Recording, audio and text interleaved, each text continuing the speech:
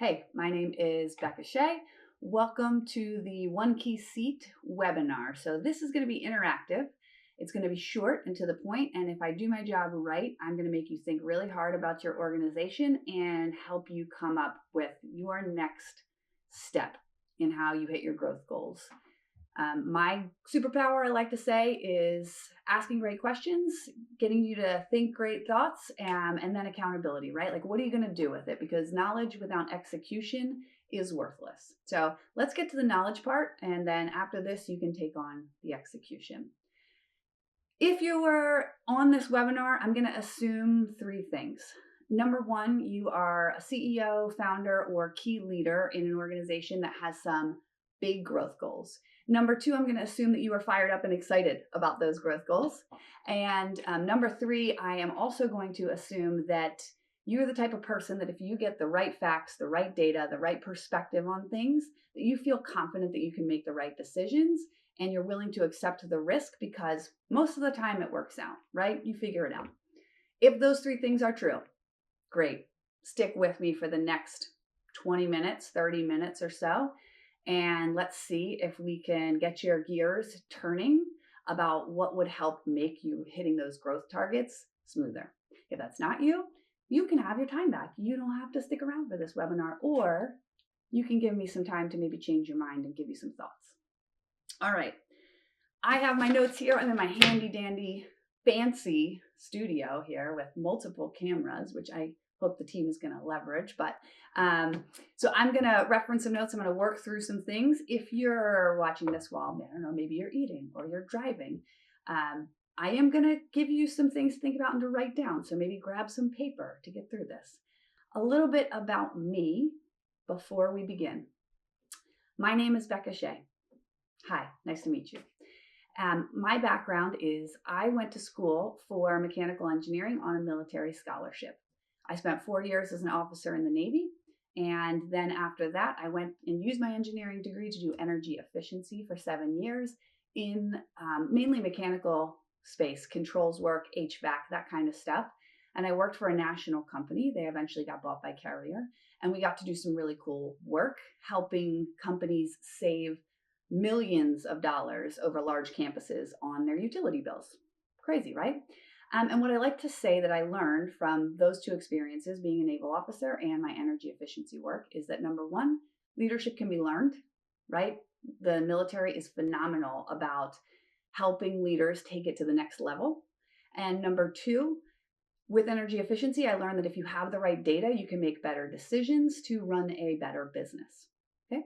After my engineering time, I went out and I started my own company in real estate investing, flipping houses. HGTV makes it look easy and fun, and I'll tell you, it is fun. It's not easy, but from that, I grew my own business, and I learned the science of people and how to leverage that science of people in order to make better leadership decisions and to grow that company.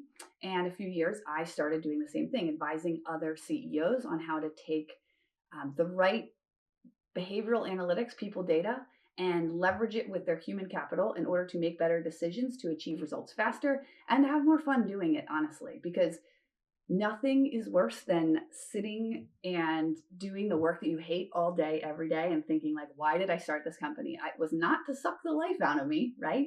Or why did I take this job? It was not to crush my spirit, my big growth, high energy spirit. It was to accomplish big things. So that's what we do. And what I want to talk about today, I work with a lot of rapid growth companies who have big objectives. Either they're looking to exit in the next 5 to 10 years, or they're looking to build to sell, but maybe they want to keep the business to turn over their leadership teams, or because maybe they're owned by private equity and private equity wants them to grow. And there's some lucrative pay that goes along with that, right? Whatever your reason is, I'm going to assume that you're one of those high growth people. I'm also going to assume that you have big goals. You live in the future. You see exactly where you could get to if you could just hit the milestones and figure out the things today that need to work. I'm going to assume that you're a data-driven person, that you love running different strategic scenarios in your head all the time. I'm going to assume that you move pretty fast and that you are good at building processes for your team to also move fast along with you, but you are not the person who wants to be down in the weeds, running it day to day, right? That's kind of the recipe for success. So if that's you, let's talk about what is holding you back. What's the one key seat that you need right now in order to move the ball forward down the field? I will use some sports ball references. So yay. I love sports. I'm a sporty person, but I don't really follow them. So please forgive me if I use something inappropriately. I just say sports ball. I feel like you get the point then, right? Okay. As a key leader in a rapid growth company, I'm going to assume that you don't have a strategy problem. You actually understand what's happening in the market. You see where the opportunities are. You know where you want to go. So it's not a strategy problem, but what I often see in my leaders is it's a sequencing problem. Because what they want to do is all things all at once to get their goals now or yesterday, right? And the thing with growth plans is that they assume that there's capacity in your company that doesn't actually exist right now. Because if there was capacity in your company right now, you would be doing more, right? So you want to grow, and I'm going to assume that growth assumes a capacity that doesn't exist yet. Low growth behavior is thinking that you can fix all the problems all at once. That is you being a chaos monkey, okay? So don't come into your organization today with whatever new idea you've got in order to get you to your giant goals and change the direction of where things are going. Because what happens is if you want to fix everything everywhere as fast as possible, it actually creates overload and stress on your team and can create leadership whiplash where they don't have enough time to accomplish the objectives. And so then you might think like, oh, they're not up to the task. But the reality is the timeline wasn't there for them to get there. So an actual true high growth leader is going to choose one leverage point and stay in that leverage point until it is working exceptionally well. And for most high growth leaders, that feels uncomfortable because it's way longer than you think it should take. And sometimes it might even feel way longer than what is comfortable and productive. But that is where the real magic comes. I often talk about with my companies, I just want you to hire one key person each year because that one key person will amplify everything. And if we can figure that out instead of overloading a bunch of people all at once, then that's where the magic happens. In the 3 years, you will have a completely different company if you take that tactic. Focus on one leverage point and stay there. Most leadership teams are not failing. They are overloaded. What do you think about that? Most teams aren't failing. They're overloaded. Because high growth leaders, that's what they do. They raise the bar. They set the pressure. They push. They want to grow. They have goals, right? It's fun. So before we get started, a little bit more about me. I was a competitive college swimmer. And one of the things that my coach used to say to me that I think about all the time on the rare occasions when I go back into the pool, because if you were a swimmer, you know, there's a little PTSD, like I hate getting in that cold water. But my coach used to say, slow is smooth, smooth is fast. Slow is smooth, smooth is fast. And if you've ever watched swimming, like I've coached kids swimming now for a couple of years, and the little ones, they get in and they are just like, you know, the novice swimmers, they get in and they're all excited and they're like thrashing at the water and they're kicking as hard as they can and they are going nowhere. And then when you look at the more experienced swimmers, they get into the pool and it looks effortless. They are gliding through the pool because they've taken the time to slow down and build the mechanics and build the process and build the system for effective swimming so that when they get in, it looks smooth. And then once they have built that system, then they can go fast. And that's what I want you to think about today. Slow is smooth, smooth is fast, even though slow hurts. Okay, I said this is going to be interactive. So webinar interaction number 1 before we start. On a piece of paper, in your notes app, you can do it in your head if you remember this, but I want you to write down for your company or for your business unit, what was last year's revenue, last year's profit, what was your turnover in your employees, and what was your turnover in your clients. Revenue, profit, employee turnover, client turnover, okay? You may not know the official numbers, but if you don't know the official numbers on turnover, team and client, what I'd suggest is maybe give yourself like on a scale of 1 to 10, how good do you think you're doing, right? So like if it's employee turnover and you feel like industry wide, you don't have the exact number, but you know that it could be better, maybe you're going to put it at a 3 or a 4. If you feel like your client retention wasn't very good, you might put that at a 3 or 4. If you feel like you didn't lose any clients last year, that's a 9 or a 10, right? If you know the numbers, put the numbers, okay? All right, revenue, profit, turnover, team, and client. Now I want you to think about your growth goals. Where are you trying to go in 3 to 5 years? And I want you to just think about what is the one seat that is governing that scale. And by governing, I mean like think about your car, right? When you get in it and you want to go fast and like you hit, they call it the governor. You can't go faster than that. Maybe you've never hit it. I have. I used to have this awesome Subaru WRX. I was driving cross country from one duty station to another. And man, when we hit that desert, we let it wide open and we used to hit like 135 and I couldn't go any faster. And I was a little annoyed. And then I was like, holy crap, I'm going 135.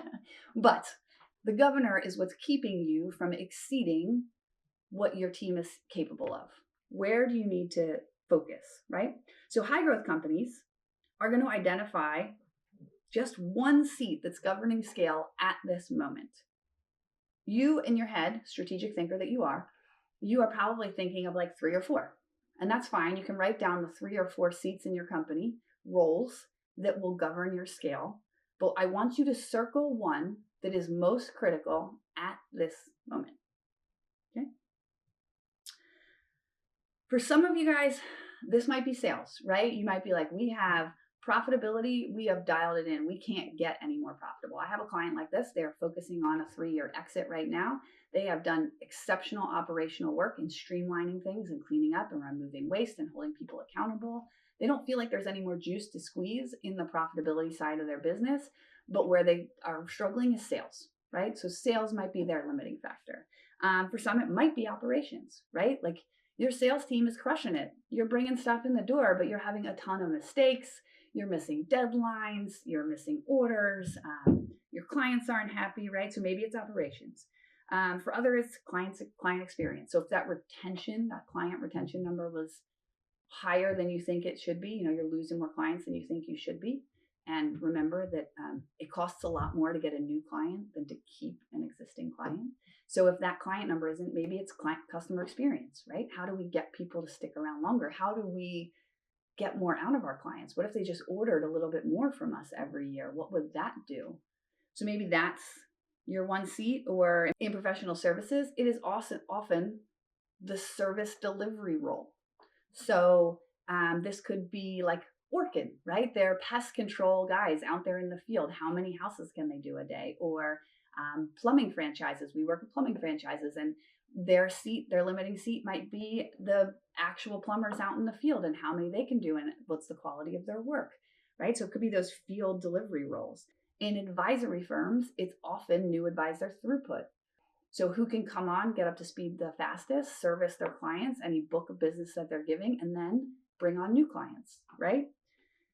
So after you've identified that seat, which is our natural instinct, I want to reframe the conversation a little bit and talk about where that instinct really should be framed.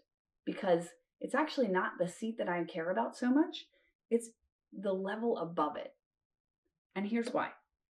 The real leverage point is almost never the role itself. It's the leader responsible for building, enabling, and scaling that role. Let me say it again. The real leverage point is almost never the role itself. I had to write this down because I was like, yes, this. The real leverage point is almost never the role itself. It's the leader responsible for building, enabling, and scaling that role. When we work with organizations, human capital, your human capital strategy in your business actually has 3 parts. There's the people strategy, which is what we're talking about right now. Where do we need to focus? What's not working? What's broken on a high level? This can really only be done at the CEO or chief executive in the department, in the business unit level. That has to happen first because your team needs that clarity and direction. And then once you give them the clarity and direction in only the way that you can do, then we have to set our team to recruiting them. And that's the second part. But then the third part is how are we developing and maintaining that talent? What does that look like?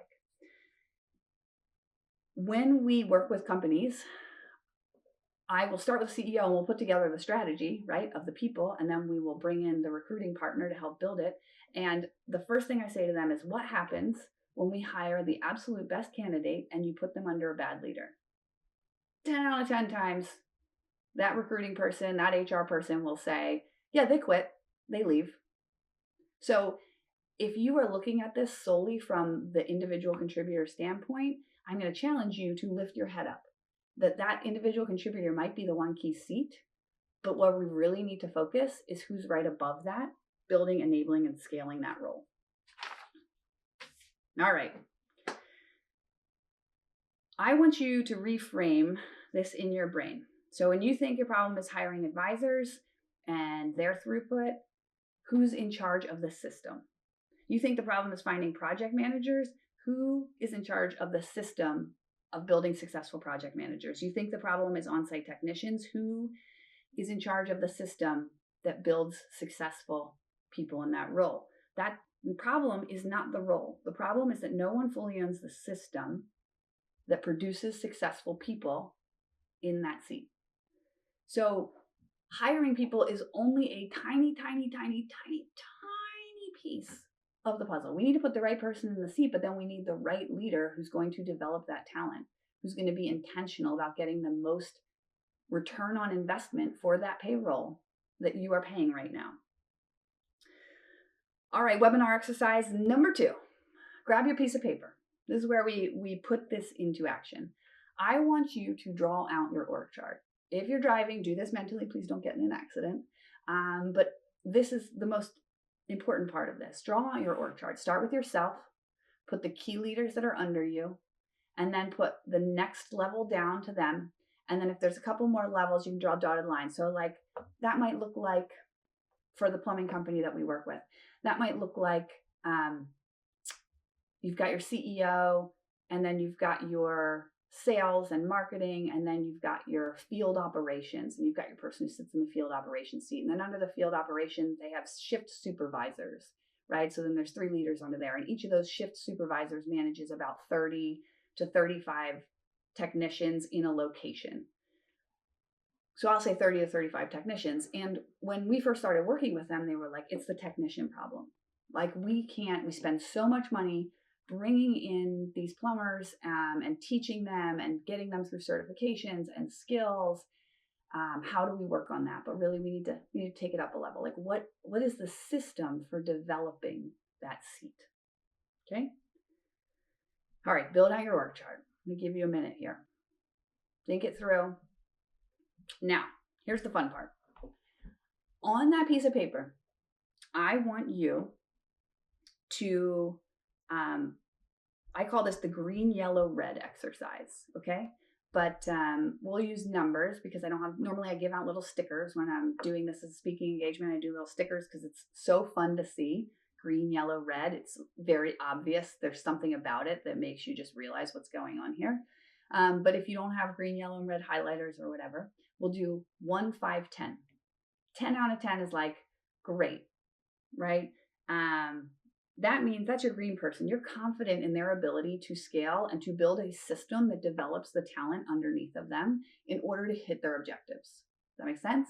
So my 10s, my green people, I am confident in their ability to go with me into the future and help us hit our scale objectives. Yellow, they're decent. They're good today. Maybe they've been with you for a while. They really know the ins and outs, and they're good at running the system as it is today, but you're not confident in their ability to scale with you and hit your growth goals, right? So could be good, could not be good. We're going to give those people a 5 in our numbers. And then red, these are my people who are struggling today, who I am spending, I'm going to put a 1 next to them. If I don't have a red sticker or marker, I'm going to put a 1 next to them, and they're going to be my people who I'm spending a ton of time with. Their team is always having problems. I'm having to step into the weeds as a leader often and help them figure it out. Okay, so those are my 1s. A seat can be strong today and still be the bottleneck for tomorrow. So what we're doing right now, this quick session, is the strategy, right? The strategy of growth. What's our human capital strategy in order to hit our growth objectives? So even if the seat is strong today, yellow, you're not confident in their growth, we need to think about that. All right, now, remember I said we're going to not be low growth, try to fix everything all at once and create a little bit of chaos in our machine. Instead, we are going to be high growth leaders, and we're going to be really intentional about leveraging the most important people challenge to see success, right? So high growth, I want you to circle one seat, one of those leaders, one of your reds or your yellows, and be honest, because you wouldn't be on this webinar, I don't think, if you had all 10 out of 10s, right? So what's your one seat that is not doing a great job developing the talent and the people under them in order to hit the growth goals? Okay. Here's the thing with that one seat. If it doesn't improve, if there's not a system in place for that part of your organization and that leader to improve, it is going to limit your growth. If you can get it to improve, it is going to multiply your growth.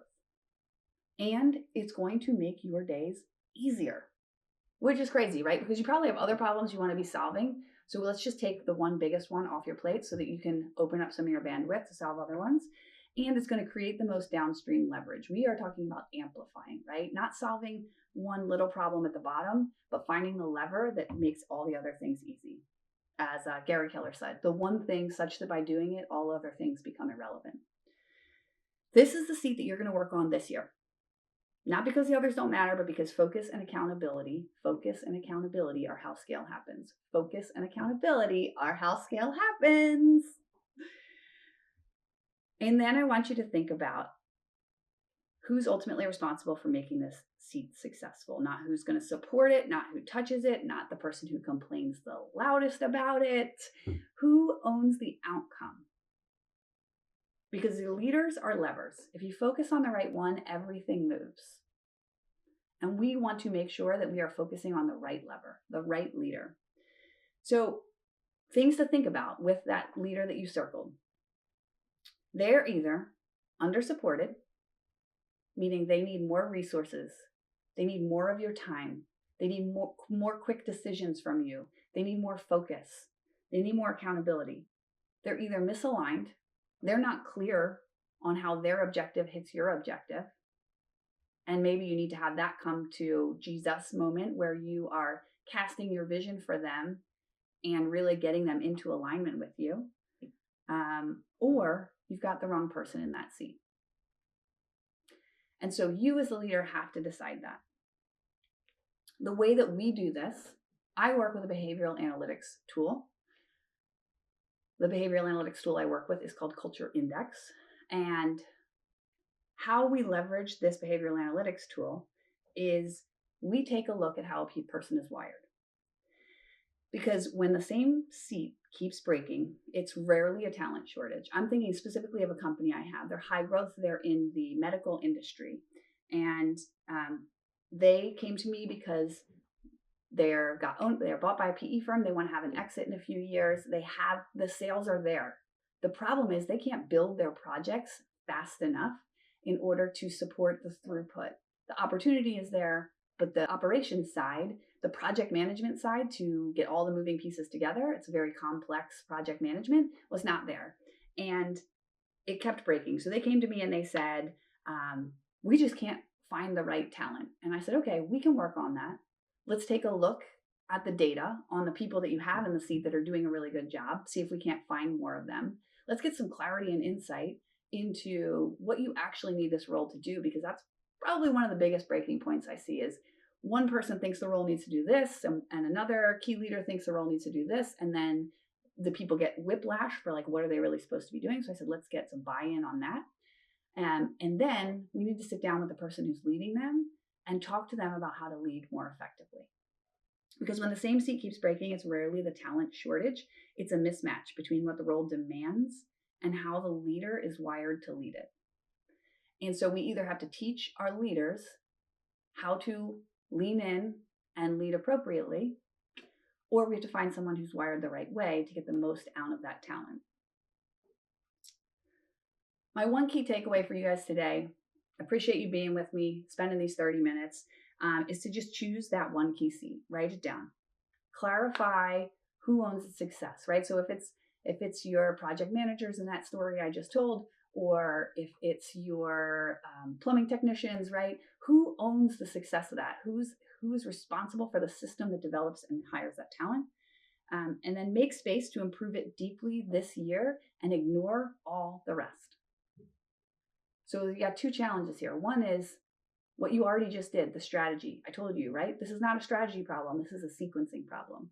You can't do all the things at once. You can do all the things. You can't do all the things at once. So ignore the rest on purpose. Be super intentional about pulling this lever. What I have done today, I appreciate you being here on this webinar. I hope you got something useful out of it. I'd love to hear if you had an aha moment. I would love it if you would send me a message, let me know. My email is becca@magneticconsulting.net, becca@magneticconsulting.net. And I would love to hear that, your aha, if you want to talk it through. Or after this webinar, I have left my calendar completely open.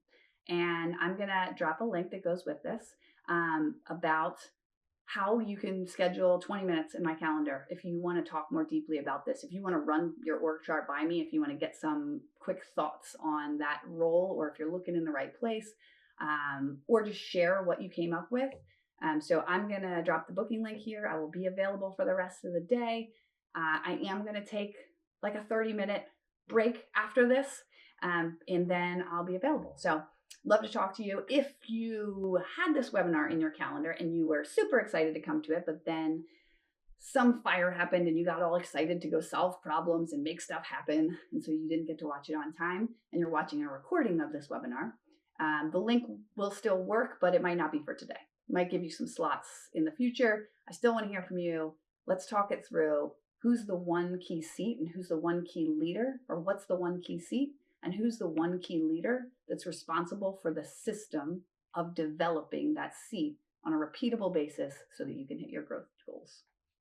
Have a great day. Becca Shea, signing off.